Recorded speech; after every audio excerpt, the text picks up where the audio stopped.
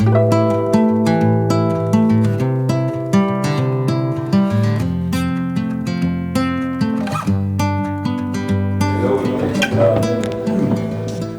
empezar diciendo unas cosas en general. A mí se me ocurrió la idea de este panel, así que no me van a quedar mal. No, en serio. La idea es, lo hicimos para que puedan preguntar todo lo que quieran, sin miedo, es gente normal, ¿sí? Como cualquiera de nosotros, que simplemente tuvo la suerte de hacer grandes cosas. Entonces, la idea es esa, ¿no? Aprovechen que están acá para preguntar sin miedo cualquier cosa, desde cosas que les parezcan tontas a muy inteligentes, no pasa nada, ¿sí? El objetivo es pasar un buen momento y vamos a sacarnos y darnos la posibilidad de charlar con ellos, ¿eh? Así que eso es todo lo que tengo que decir. Okay. So hello, I'll be moderating the panel. So first present the people that are here. First we have Dan Ingalls. Well, you already know him and all of them. Then we have Gillad, Bracha, and Hernán, Wilkinson, and lastly Máximo, Prieto. So I'll be asking a few questions, and then we'll have a Q&A session. And each one of you have roughly 2 minutes to answer the question and try to talk about it. So the first question is, how do you think small talk influenced you through your lives? Who wants to start? In 2 minutes. I'll start.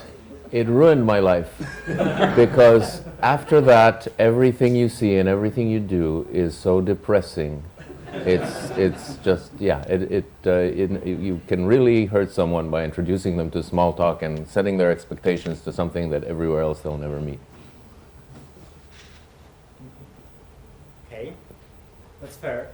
And under 2 minutes, very... Yeah. I can follow that as the optimist. Well, it gave me about a half a century of my life, and it was just from the beginning. Alan's little one page. Imagine being somebody who likes to just work on little problems, challenging problems, and being given something that basically can go on and on and on. Write a virtual machine for a language that never existed and that is so cool. So that was really great, and it gave me repeated technical challenges. The first thing was just to get something working, and then also to have that being used in the context of education was really fulfilling. And then the second round with Smalltalk 76, by that time I had wanted to sort of had this feeling of how everything ought to be organized, and all of a sudden it was pretty much possible to write out a really nice class library with decent factoring and stuff. And so that was really, that was fulfilling. And it was cool to see it sort of go out in the world. And then, I left the industry for a while. But then when I came back, there was a possibility to go back and do what I had done before, but with the machines being faster and everything, so that all of the stuff I had built before, could be used to power itself, and pull off a whole new, commercially viable system in less than a year. So that was really fun. So that's the sort of the technical side, but there was a human side too, which is, as we gathered some momentum, and especially around the Squeak community, I came into the role of sort of, answering questions on the Squeak list and stuff, and that was wonderful for me, because I've always been sort of a, not so much of a social person, and all of a sudden, there's these people having fun with stuff or having problems with stuff that I could, interact with and be of some value to, and here's another manifestation of it. So I think that must be 2 minutes or something. Anyway, that's how it felt for me. Well. opposite to Gillad. It didn't ruin my life. It gave sense to my professional life, and that was really something to me. Because, as I told you on Wednesday, I was just a programmer working in industry. I was starting a late career in information systems, and I was not satisfied with that, and I didn't like programming at all. And then I discovered object orientation. I read about it. I tried to get a sense about it. I learned that there was something called smalltalk out there. I knew I needed that, and I got it in 1991. And I didn't even have the blue book, nothing, absolutely nothing, just a personal computer, quite a good one. And I got the Smalltalk V, coming from Digitalk people, for DOS. It came in 3 floppy disks, 360K each, so it was roughly 1 megabyte. And I copied the files on my hard disk, and I ran this application, and there was absolutely nothing there. Just a small window, welcome to Smalltalk, and an arrow in the middle. I didn't even have a mouse, so I had to discover how to use this. Well, the first intuition was right, just the arrow keys for moving the arrow. And then I discovered other keys, and I got these called pop-up menus. And then I could open a class browser, and I'd say, whoa, this was not an empty universe at all. There are so many things here. And I wanted to write my main program. I didn't know where to do that.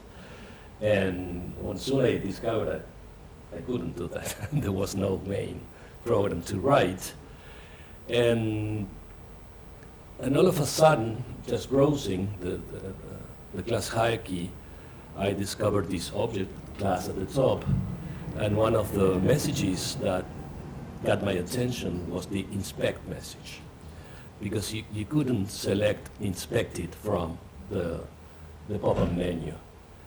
And so I just sent inspect to an object, and an inspector just opened, and I say, whoa, again, because I could grab the objects. I could send messages to the objects right away without programming, absolutely nothing. And by inspecting, I discovered a whole universe. So, as I said before, it was quite an epiphany, because it was so much more than I was expecting. That was really a great experience, and still is a great experience. And as I already said before, it became my learning environment. I learned almost everything I know about programming because of Smalltalk. And just by inspecting objects, I discovered the meta model, because I just sent the class message to an object, and I inspect this class object, and if it was an object, I could send the class message to the class object, and I discovered meta classes, and then I discovered the singularity between meta class and meta class, and then I discovered, at first I thought I was seeing 2 parallel hierarchies, the class hierarchy and the meta class hierarchy, but then I discovered it was not true. It was a circular thing, because all meta classes were subclasses of class. So class was an abstract class. That's what really confusing at first, but it was just great. So from that point up to now, I'm still happy with that, and that's it. Okay. So, okay, I'm the middle between Gillad and Máximo. So I'm the intersection of both periods. So yeah, it ruined my life, because after Smalltalk, it's very difficult to appreciate other programming languages. the truth is that every time you see another, at least for me, another programming language, what I see is complexity. Difficulties to use it, things that don't make sense, at least from the smalltalk point of view. So in that sense, it's like it ruined my life, but at the same time, it gave meaning to my professional life. It took me a while, like I said on Wednesday too, like 2 or 3 years, to understand the real power of Smalltalk. I think I finally did it when I wrote my first application, and playing with the tools and the classes and the objects. That's when I started to feel what Smalltalk was. And yes, it's amazing how you can understand, after understanding Smalltalk, how you can understand other programming languages so easily. Because it's very simple to go from a simple thing like Smalltalk to complex things. But from a complex programming language to another complex programming language is very difficult. That's what Smalltalk made to me. It also gave me the how can I say this? The willing to teach, because teaching, you learn a lot teaching, and I thought that it was a good idea to learn by teaching, and doing that I also started to enjoy teaching and learning and showing to other people what they could do with Smalltalk and trying to inspire them in the sense of using Smalltalk to research, using Smalltalk to do some research and play with it and realize their ideas in Smalltalk. So I think that's what Smalltalk made it. Can I say one more thing? Because I have about a minute and a half. So the positive side is Alan Kay, in one of those wonderful little encapsulated sayings that he's so good at, point of view is worth 80 IQ points. And the thing that Smalltalk did for me, it gave me the IQ points that I desperately needed, because all the work I've done in the mainstream, this gave me a huge advantage because I actually knew what was supposed to be right and what was supposed to happen. Not that you could necessarily make that happen, but you had a huge advantage when at JavaSoft or whatever, that you knew what the right concepts were, and even if they were being warped and lobotomized, you had a North Star, and that probably is the only reason I'm here. Awesome. Thank you for your answers. The next question is, what do you think is going to happen regarding Smalltalk in the next 50 years? So we have 50 seconds. 1 second per year. Yeah. And I think you have to start again. Okay. Let's do the same.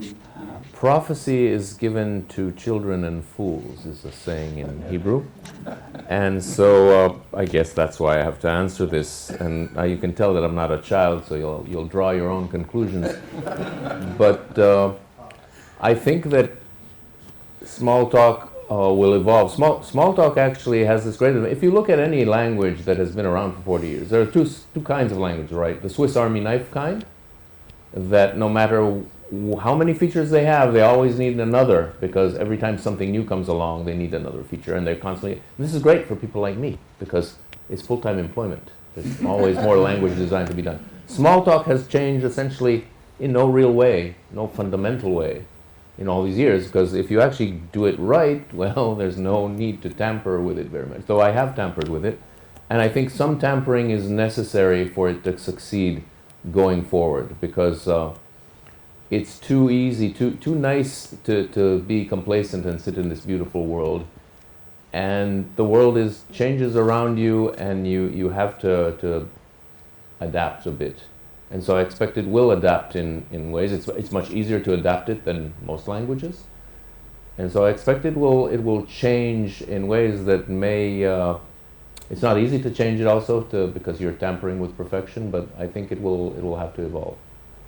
It's hard to say where it will go, but I mean, I have some feelings about where it might go, and my personal slant on this has always been that I like my programming environment, whether it's Squeak or Lively or whatever, to be the thing I would reach for and just try something out. So that has left some of the more rigorous and powerful developments to people like Gillad, who really understand all of that. I think of a direction as being to make things just incredibly convenient. And one thing that I got to play with a bit in doing Lively was taking the situation of where you've built some project and it's interesting, and you just go and save it, and all of a sudden it's a web page, and somebody on the other side of the planet can pick it up and go from there. And I wanted that kind of convenience in a system like Squeak. And I've been chatting with Vanessa about how we could do that, because basically if you simply saved a link to Squeak.js along with the serialization of what you've got, it could be that way. So that's one direction of just having it be not exactly the Swiss Army knife, which you visualize as having 60 different things coming out of it, but just the thing you could reach for and suddenly do the thing that you want to do. So that's the simple, usable gizmo that I'd like to see it fulfill that need at least.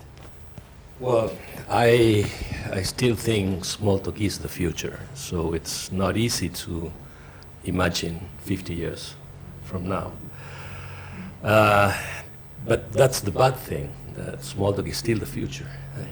Not Smalltalk per se, not the product, but the whole philosophy behind Smalltalk it is still new to us, to programmers, to the programming community. What I would like to happen in the next 50 years is to follow this Smalltalk philosophy, to have our own environment where we can build our own development tools. That's something that programmers rarely do, to build their own tools. We just use the horrible tools you can find in the internet, and they are not good ones. They're really very, very bad ones, very primitive ones compared to Smalltalk, of course. So I hope this will happen sometime. I hope it will happen sooner than 50 years in the future. We will not be here 50 years in the future, so we will not be able to see it. So that's what I hope. Okay, so I think Smalltalk is not going to change. It's not going to evolve because it's very difficult to change it because it's almost perfect. So how can you change that? I don't know. And I'm really bad with forecast. I thought when Java came out that Java was a step going to Smalltalk. That people from C++ was going to understand Java, and from there they will go to Smalltalk. I was completely wrong. And like that, many things. I thought that Smalltalk was going to be used more and more after, I don't know, remember 2001 or 2002, and that didn't happen. And so, yeah, I think Smalltalk is not going to change much.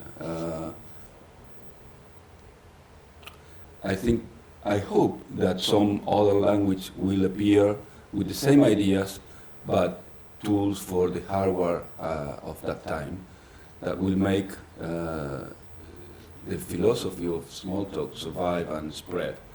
I think that that Worse is Better paper it took me a while to believe in it, because when I read it the first time I said, no, I don't want this for my profession. This is not what I want. But sadly, it's something that happens, and our profession is pop culture, like Alan says all the time. And so new things are better just because they are new, and that's why we have those languages that need to have a new version every year or so because they have to add something new. It doesn't matter if it is good or bad, they need something new to sell. And if we continue that way, I don't know if we're going to have a good programming language like Smalltalk, simple and nice and consistent with the new tools that we need for the new hardware and connectivity and so on. So, yeah, I think Smalltalk is not going to change much. I hope it won't. I'm really happy with what we have. And I think what we will need to do is to add new tools to it, or to build another language with the same philosophy, maybe taking care of other things like distribution and automatic persistence. And for example, I would love to have Jamestown be usable as quick or as quiz. And this, because that's a distributed system, automatically persisted, and with transactions and everything. So, you know, those kind of things are the tools I believe we need. But yeah, that's what I think about what's going to happen in the next 50 years or less. Okay. So I think now we can open the Q&A. We have like 20 minutes to have some questions, so yeah.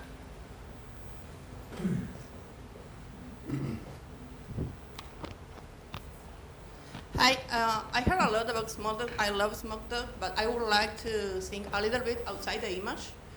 So far, or lately, is there any ideas that you have seen abroad, the whole community that for you are inspiring, or you think that they have a great potential and we should take a look at that, and they are very promising for future development?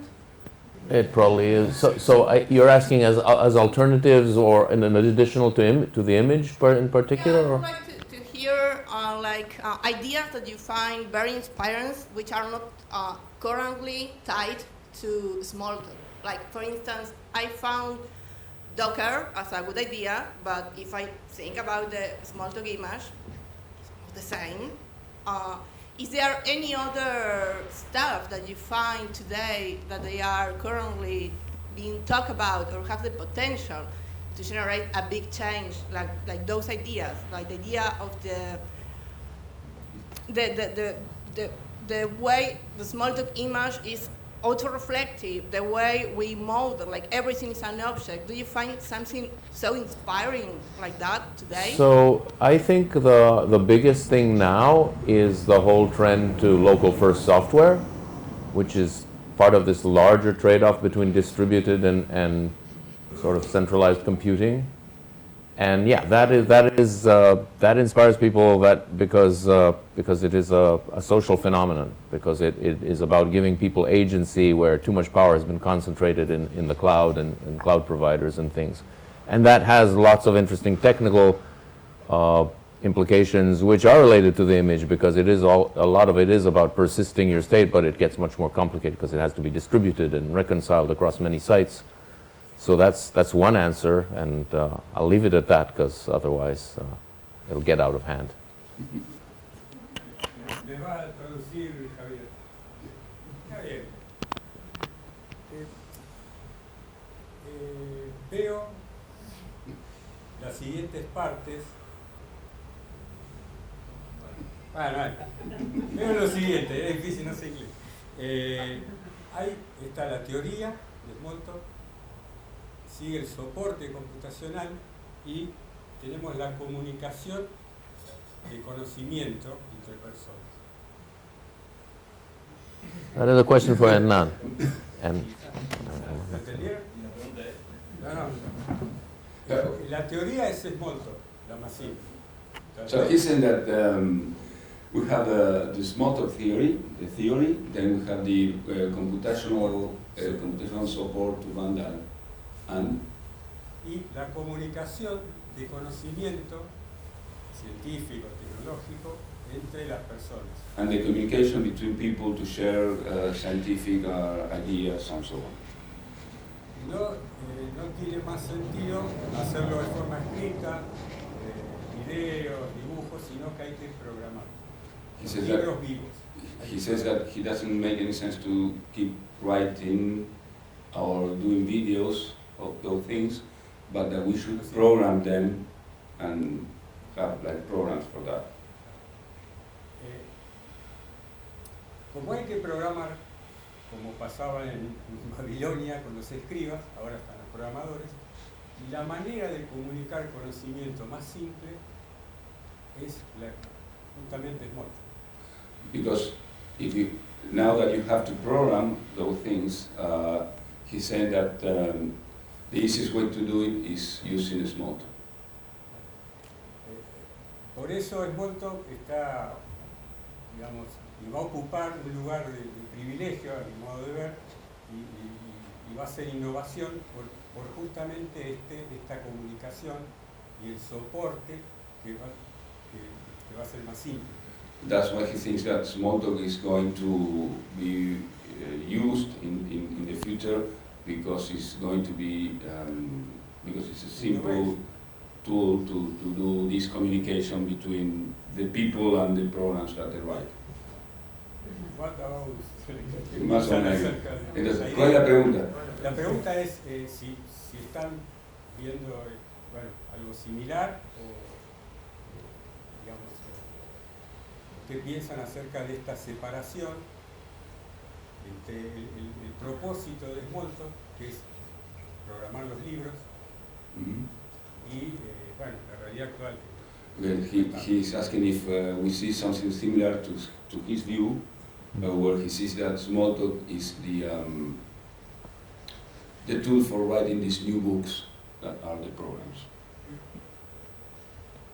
Yes, very much so. Basically, programs, an evolution of media from, written just dead text, and then you add pictures, and then you can embed videos, and eventually, yes, arbitrary programmable things. So live literate documents is something I very much believe in. The challenge is to make something like smalltalk be part of that, which is sort of ideally suited to. The reality that most people are using, I'm sorry to say, they're using JavaScript for this, because it's available, it's on the web browser, and you can, when you write this book, you can share it across the world, and that is, it's very hard to compete with that.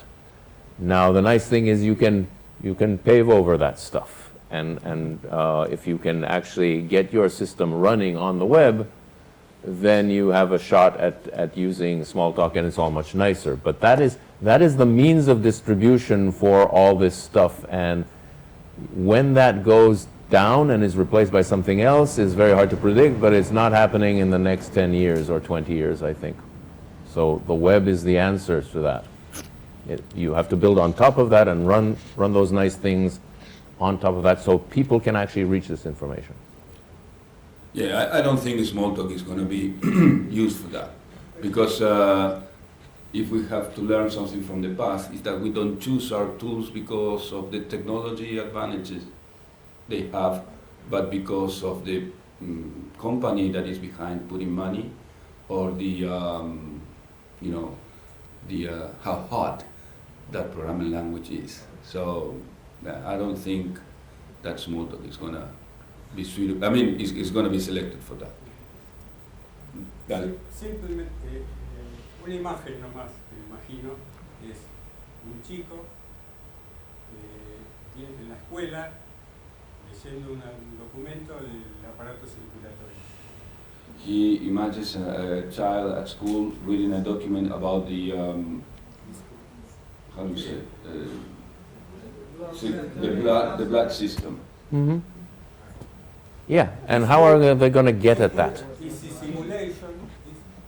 That's a simulation. Yeah. Simulation, además de información estática, de contenido estático. Besides the static information, yeah. Yeah. Simulation y al leer eso, lo primero, es hacer lo que se hace actualmente. If you read that, it's the same thing as what we do today. El segundo paso. Dale, porque te estás comiendo todo el tiempo. El segundo paso es ver cómo está construido. The second step is to see how it is built. Y el tercero es reprogramar. It's all true. And the third one is to reprogram it. Ahí Yeah. vamos So a the aprender question a is- programar en las escuelas. Okay. Cool.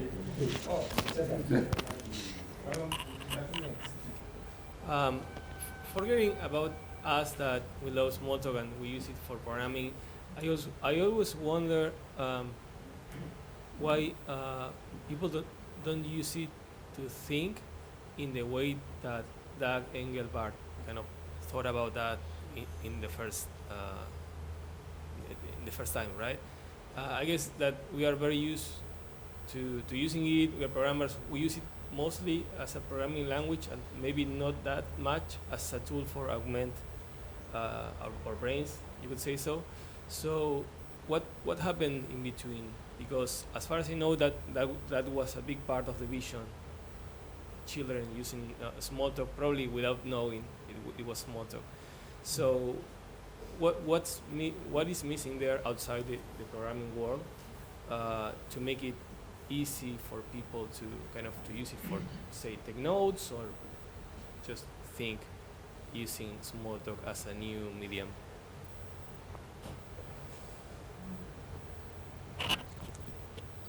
I have something to say. Oh, you were Go going ahead. to say something. Go ahead. Okay. So I think the problem is not the tool, but the people.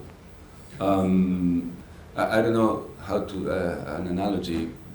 Maybe a painter will tell you that the brush is great because, you know, with the brush you can discover a new world of ideas and blah, blah, blah, blah. And yeah, maybe for him it's that, for him or her. But for you it doesn't do anything. So yeah, maybe it's a great tool, but doesn't moves you. So I think the problem is it's not the small talk, because small talk, if you have that willing of looking for new things, learning and playing, it's a great tool, it's the best tool. But you have to have that willing to do it. And that's what I don't see in most of the people. There are few people, few persons that that have that feeling of learning and doing some research and whatever. And when they connect that with Smalltalk is when it blows their mind. But Smalltalk is not going to help you to have that feeling at first. So I think that it's a romantic idea that everybody will be a programmer and everybody will discover how science helps you to think about the world and whatever. It's true, but it's also too romantic. And the reality for me is a little bit different. Yeah, I might. To me, I can imagine, trying to extend our current involvement in a system like Smalltalk to more of your personal life, etc. And you can go down. I think there's a whole path one could go down that would soak up a lifetime or more, which is the direction that people have gone with systems like Psych or huge ontologies, Watson, if you will, and somehow integrate that with a simple object model. But I think my sense of it is that you very quickly get into an area that is not simple objects, and it's all sorts of multiple interpretations, multiple contexts. So in some sense, when I look at that, I have some fear about it and figure I should keep my day-to-day work in the simple universe and leave the other serious sort of artificial intelligence world as a separate discipline that maybe you can link to without it disrupting your whole world. I don't think that answers the question, but I think that's the conflict of going forward that way. I'm just worried about programmers, not just everybody, but programmers, because I think that to program is a learning process. So if you want to learn something, you need a learning environment, and Smalltalk is exactly that, a learning environment. And I don't think that programmers in general think about programming as a learning process. So they don't use the tools as a learning environment. So that's what I hope in the next 50 years, that we can all convince ourselves that we're just learning, and we need this kind of tools, and we need to decide that, as Hernán said. It's up to people. It's not about the tools. Hello.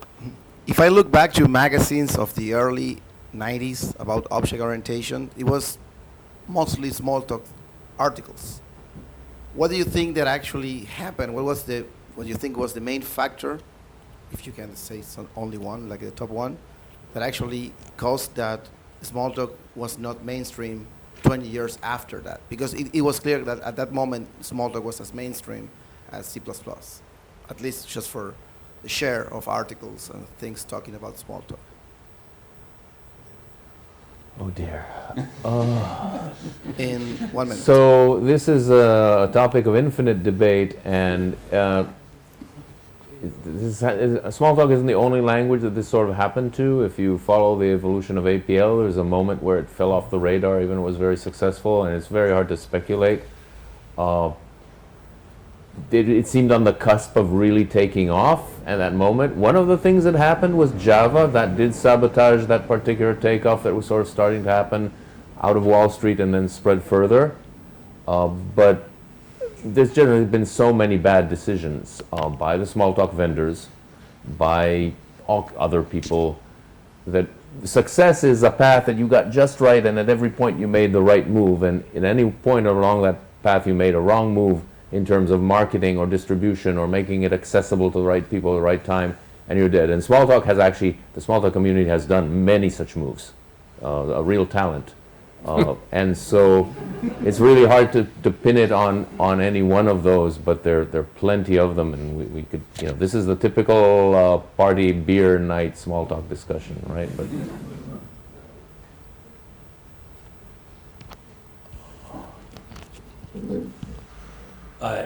Sorry, I don't have the answer to this, but there are people here that may know the answer.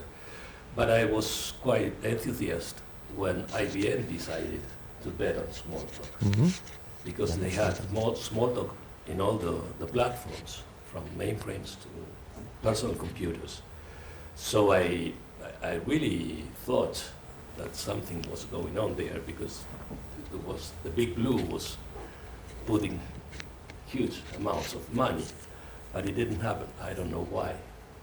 that's that same moment in time. That's around Java. That's And that's also because IBM is not good at selling products. And not the database, DB2 is not used. Neither the C++ compiler, Lotus Node, no software that IBM did as a product was ever sold a lot. So I think that's one of the reasons also, in the IBM case. Yeah, so we all love Smalltalk, we all love object-oriented programming, but it looks like technologies lately have been introducing a lot of more heterogeneous combination of tools, way more hybrid paradigms, way more sometimes brittle but more heterogeneous tools and structures and ideas. My question for you guys is, do you still feel like object-oriented purity is the way to go, and that's the future, and that's where Smalltalk and other technologies would be best to go? Or do you think that we have things to learn from looking at other places? So it's not a dichotomy, right? It's not or. Of course there's things to learn from those things, and important things. On the other hand, part of it is frankly fashion. People get tired of something that's been around there for a long time. Part of it is object orientation now gets a bad rap because of Java. Because most people think that's what object orientation is, and that's probably the real damage that was done there. But it's also true that, not just heterogeneous, purist approach, like functional programming, which has advantages and disadvantages, and those communities leverage the sort of discussed with Java successfully to claim that, they're the future. And who knows what the future is, but they have real advantages. I will point out that objects are always there whether they admit it or not, right? Whenever they have a module, whenever they have a thing, there's an object there. Whenever you have an executable, there's an object there. The objects are there. You can just try and sweep them under the rug and deny it and suffer the consequences. But they're always going to be there, because the notion of an interface, of a set of things you can ask something to do, is very powerful and universal. And they have that in some form in every language, kind of warped or hidden or sort of propagandized against, but it's always there. Yeah, something I might add to that is we talk about object-oriented, and then we right away start talking about objects. And I think it's important to, as you say, talk about interfaces and messages, because that's the way that you can embed it. We started out talking about heterogeneity. That's the way you can include all sorts of strange content from all over the internet into a uniform object-oriented system.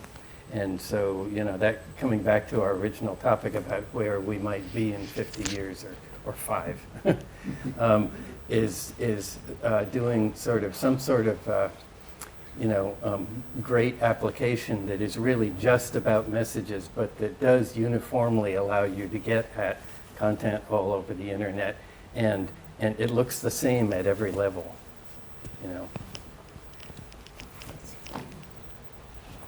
I think purity is essential, not just in object orientation, but in everything, because purity means simplicity, and we need simplicity to build complex things. And so I like purity. I don't like purity. I think it's a really sad world, because wine is better when it's not pure, when it's blend and other things. I don't like the word purity. I like simplicity much better. I like disagreement.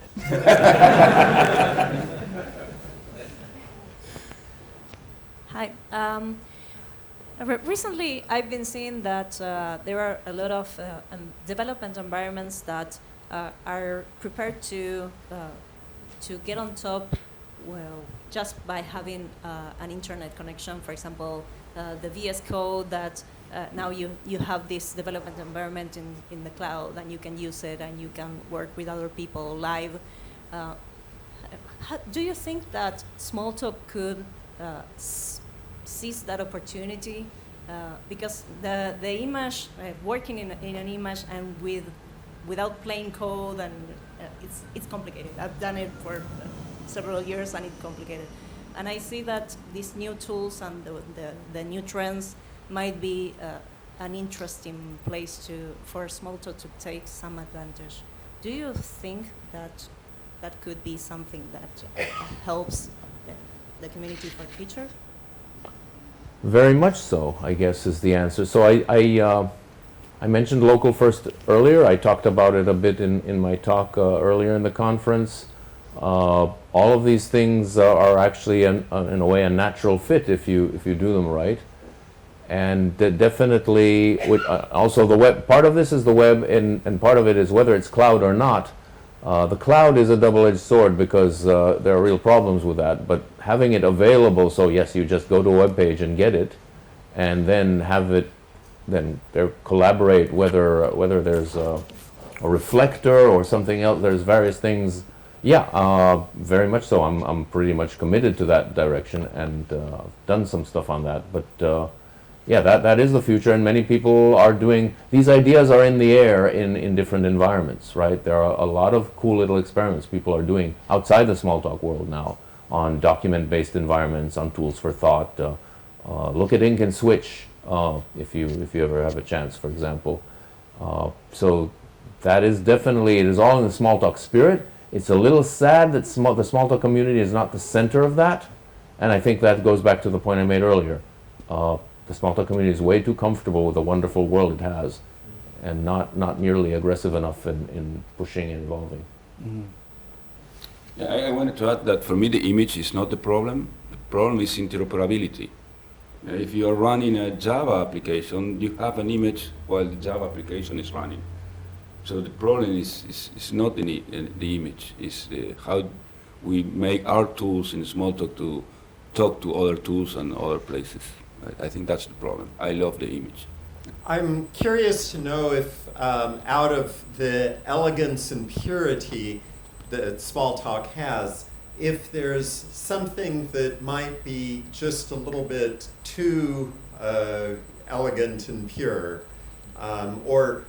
and that would be one aspect of the broader question. Is there anything that's in Smalltalk that maybe could have been left out? And I'll offer a couple observations for discussion.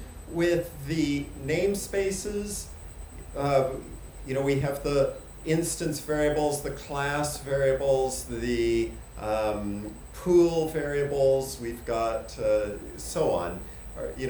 How much does the pool variables add? Is it worth what it carries in complexity? Another thing, in looking at how the other languages have imitated, maybe it took 5 years, 10 years, 20 years, imitated Smalltalk, I haven't seen very many that have had, the 4 namespaces with each class of the instance side for variables, the instance side for methods, the class side for variables, the class side for methods. Is that complexity that carries enough value? So I guess the general question is, are there ways that Smalltalk could have been even smaller and simpler? That's for you. Yeah, I think that. Well, probably so, and certainly you mentioned pool variables. I mean, I think Gillad has a nice answer for that in Newspeak, and just sort of factoring things better. And the class and instance side, you can think of those as basically the same model. So I'm comfortable with that. I think that works. I don't have much to add to it, I don't think. What do you think, Gillad? Well, you know what I think. Yeah, so at the risk of blowing my own horn, I have had the hubris to do something about this, which many of the questions have touched on areas that I'm pushing on. And yes, namespaces are solved naturally and elegantly with objects. And you don't need, and the other thing is making it, as Alan has said many times, actually message-oriented, not object-oriented. If you do it, if it's message-oriented, it will be object-oriented inherently, because the only thing that processes messages are objects. It's all going through interfaces. So messages are the important point, not the objects. The objects are a result.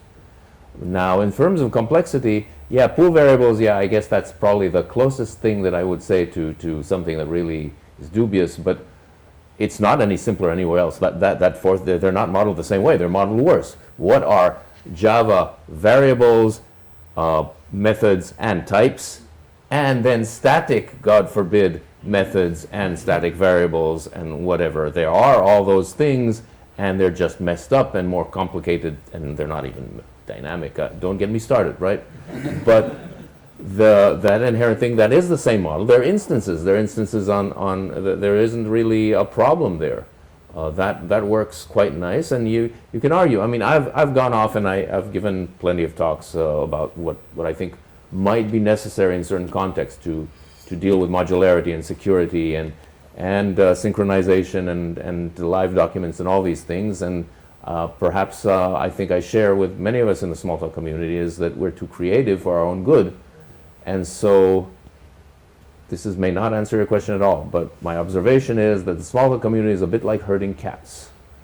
It is a language that is a wonderful tool for creativity, and therefore it attracts creative people, who therefore will not move as a uniform, movement that will just get one thing done. How many Python implementations are there compared to how many Smalltalk implementations, almost all of which are way better, and yet why do people do that? At least there is one movement, one leader, one, whatever, and it is effective in getting that across and getting people to use it, whereas a wonderful, creative bunch of people who are each doing their own interesting thing does not quite have that effect.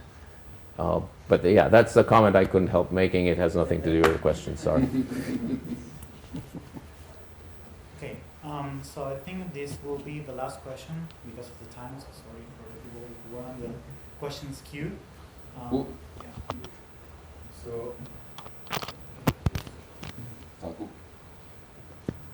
So this is a follow-up on the question regarding the diversity of the technical world that we have now. So given that the world of, let's say, pure objects or the world of the Dynabook is not kind of lost, but I don't know if it's going to be here at some point.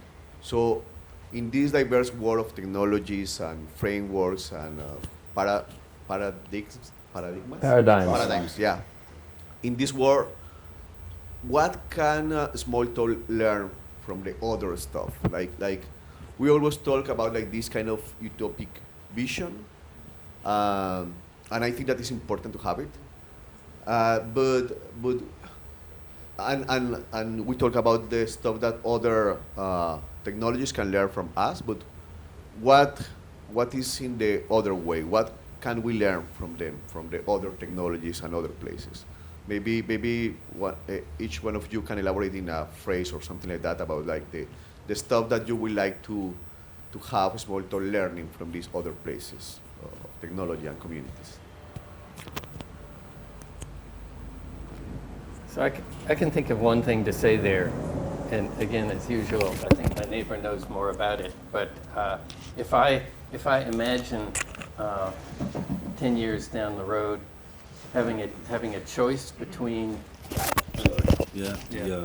microphone. Okay, having a choice between writing a piece of code that I can sort of prove will have the following result, and another system in which that same piece of code I can't be exactly sure, then I know that I would choose the first.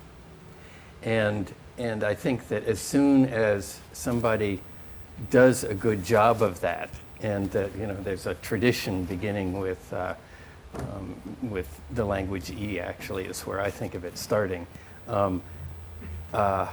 That at some point somebody can do a good enough job of that, and if it could be somebody out of the Smalltalk sort of object-oriented community and general direction, then that could really gather momentum. Because clearly, if that becomes something that is both simple and secure, it will draw everybody. I think everybody would choose that if it's not more complicated. What do you think about that? Obviously, I think that you're referring basically to object capabilities, which is E star, which is such a natural fit for Smalltalk. It just screams out to be there, and I've built a language around that. Whether that's enough to convince people is another question, because one thing, it will not be simpler than Smalltalk. There's inherently, security is always the last priority because it always messes things up. It is an extra headache that, there's no way to make it simpler than it was without security. But it's still, there's a coherent, natural way to do it in an object-oriented world. So I'm trying to bring that in. There's a whole lot of other language influences. Obviously, APL, again, the tragedy, like that Smalltalk, for example, hasn't taken over the world. There's a similar tragedy of what is the root of all the data science and machine learning, all that programming community. What is it using? It is using Python, right? APL was 60 years ago, a million years ahead of where anything in Python will ever be, and better suited for tensors and everything. It was basically designed by a guy who specialized in tensor algebra to begin with, and yet it's been ignored, right? So that's the problem, is people, as people have said here. But we should certainly look at that. There are interesting ways. Can we integrate that? Can we make things less less dependent on state, more functional and more reactive naturally. So it's just easier to work with. Can we do that? There's a lot to learn, and it'll be a somewhat different language, right? But what you want to keep is the liveness. That's the simplicity and the liveness which sort of go together, which is the real power of small talk. The details of other things are perhaps a little less important. So yeah, one should look, and in my small way I try. I have two things that I think we could have taken from other programming languages.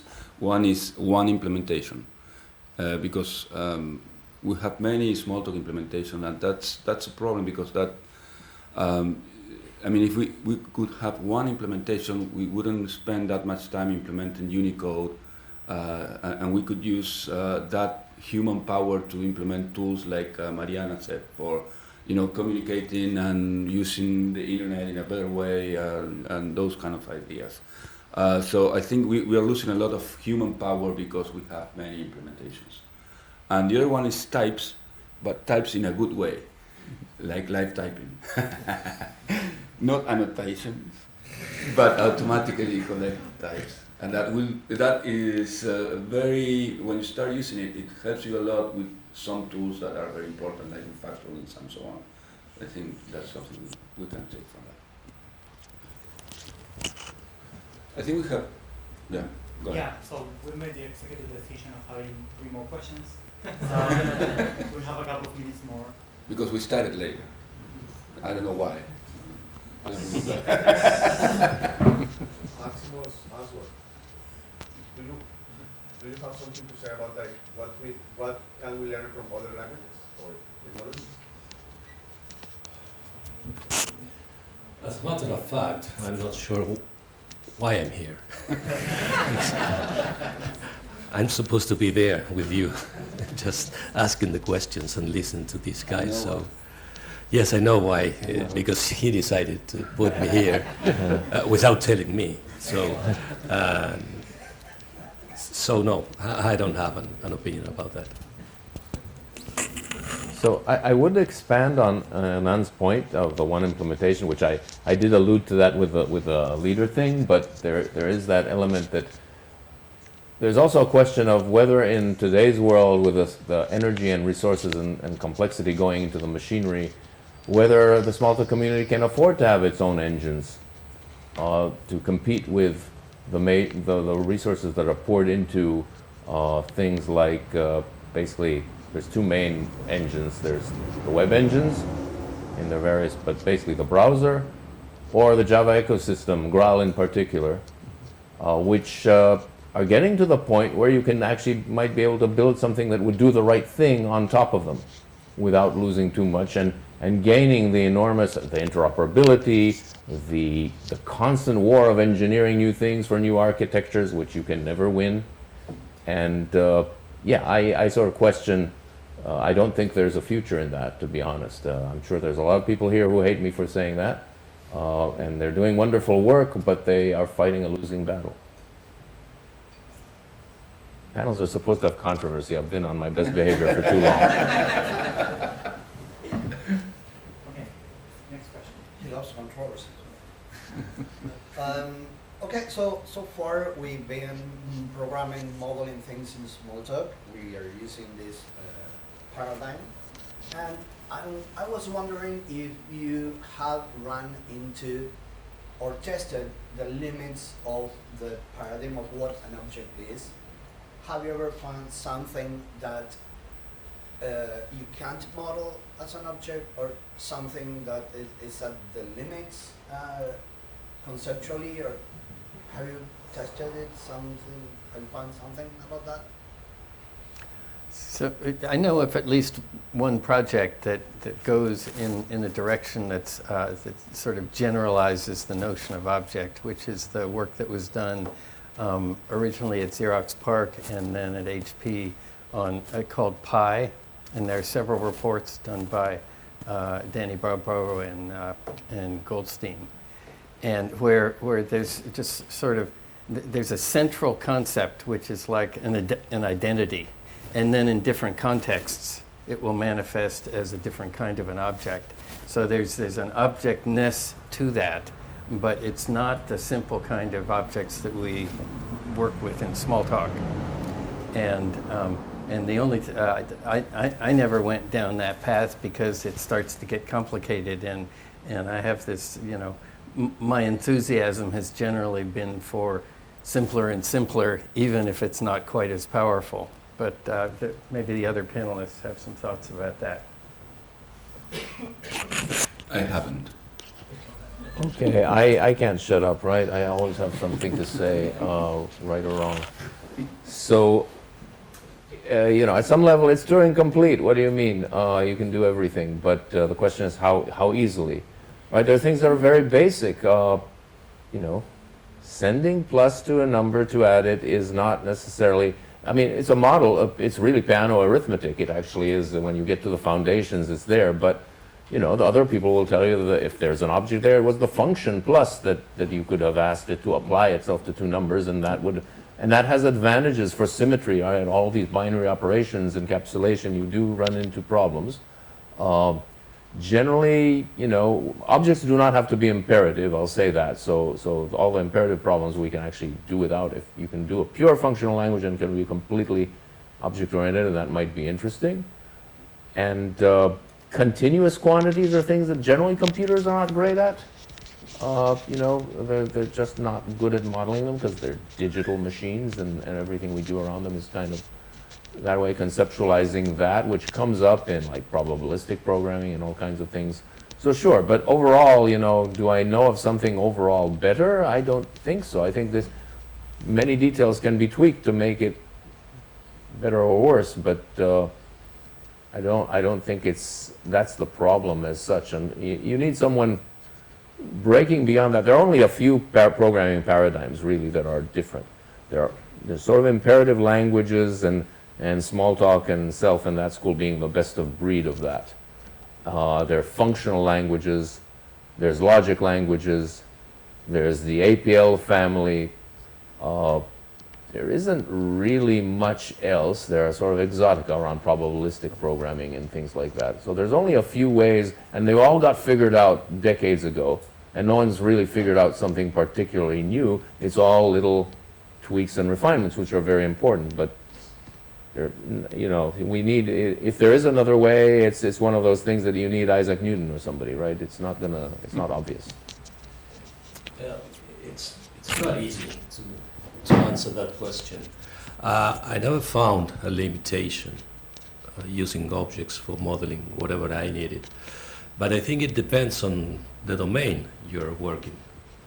In the general domains we work as programmers, the business domains, I think there is no limit using objects, but maybe in mathematics or other sciences, you might find a limitation there. I'm not sure about that. But I feel like behind a programming approach, there is always some kind of philosophy. So the idea is to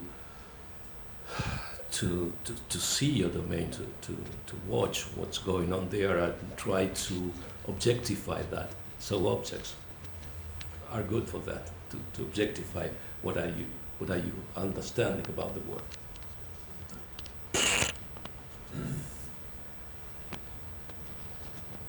I would like to get a bit away from programming and Smalltalk and go back to two things that Alan Kay talked about. And one is the computer revolution hasn't happened yet, and another one is the Dynabook as a possible way to make the computer revolution happen.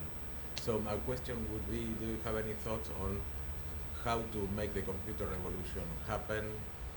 Would that involve Dynabooks or something else, or anything you may want to say in that area?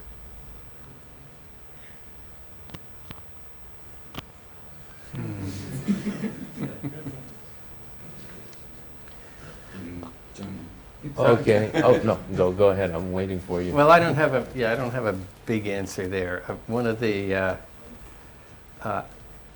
I feel there's an opportunity that's still not quite fulfilled, which is, you know, we have these very very simple pad machines that everybody uses with actually nice pens and stuff.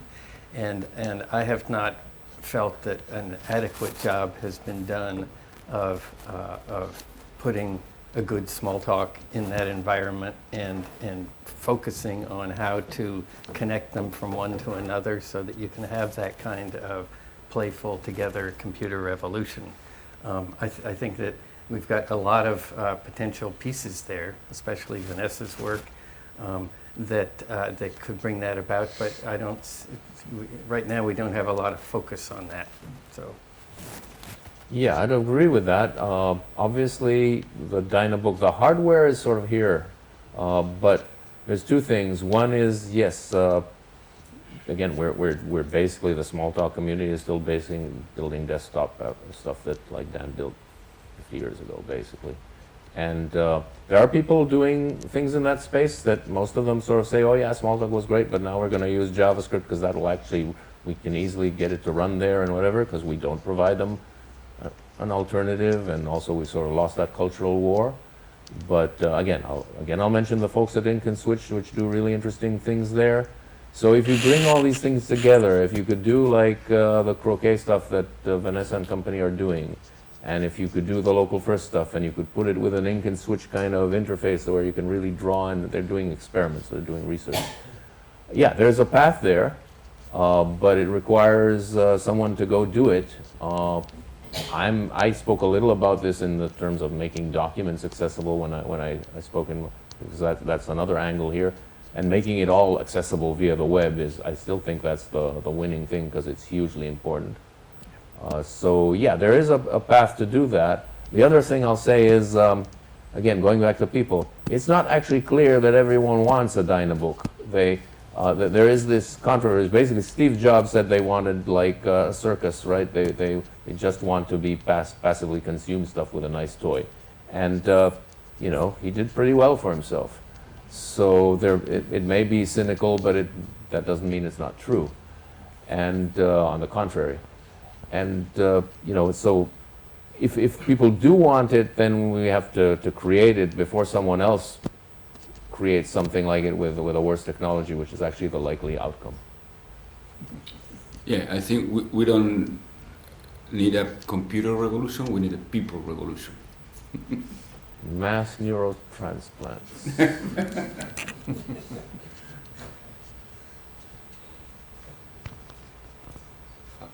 Hey, so in that same direction, it seems like everyone would like to have a single Smalltalk so that we can kind of combine resources across the world.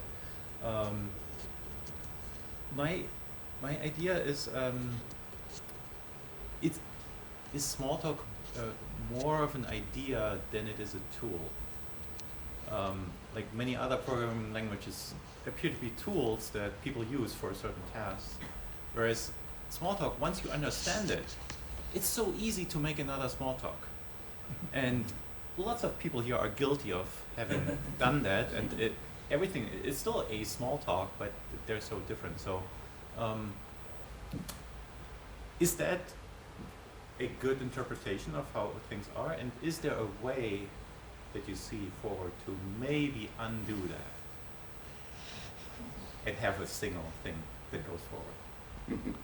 So I like that. Right, there is this other angle which is related, that the idea of apps and apps being isolated is in some ways a bad idea. And if you can actually create an environment where things interoperate and have a good enough common engine, then you could actually run these different Smalltalks as things that can kind of cross over and share and things with their own. Now it's tricky because, yeah, somewhere, well, which object is in charge and all these things. And it's also a people problem. As I said, it's herding cats. Sure, we can all agree to do it my way, but otherwise, I'll do it my way anyway, right? So, and so it doesn't happen. The Python success is due to a lot to Guido's, benevolent dictator for life, which, of course, whether there is such a thing as a benevolent dictator is rather dubious, but that works because they have managed to keep a cohesive thing, and despite its very obvious limitations, it's been enormously successful. I do think it would be worth trying to figure out a framework where things would work, and I do think the engines, we can again, there's many people who won't agree, but there are good engines that we could build on and not worry about that aspect so much. And most of them don't quite do what you want, but if you're willing to pay a bit of a penalty on performance, you can kind of work around that. So that's an interesting direction. I wanted to say that for me it's very difficult to define what Smalltalk is. I always had problem explaining to other people what Smalltalk is, because it's a programming language, it's an environment, it's a set of ideas, it's a paradigm, it's all those things together. You said at the beginning something related to that. So I just wanted to say that. It's very difficult to define what a Smalltalk is. It's all those things together. Okay. So I think we are out of questions. I'll make one last question to close the panel. And I thought about this because of what Máximo said. So what would you have asked the panel if you had been in the public?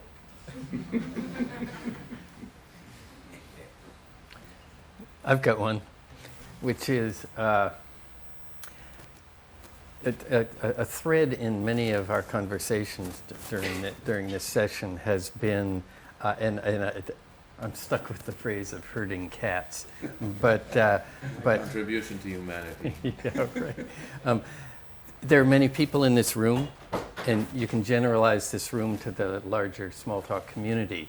But one of the threads has been, if it were possible to, identify one key piece that we could sort of all work together and go forward on, maybe not, of course, people will continue to have their own individual projects. We all agree that this is sort of going to be a key for 5 years out. It should be this way as our next sort of kernel. How do you take the community and get that kind of energy behind it? I mean, there's money in the various companies involved, but can the community work to channel that in the direction of a vision that would take us forward in a more unified and powerful way than as a herd of cats? Well, we'll have to come next year to hear the answer to that question. So, okay, thank you. Oh, my God. I didn't know I was the only person.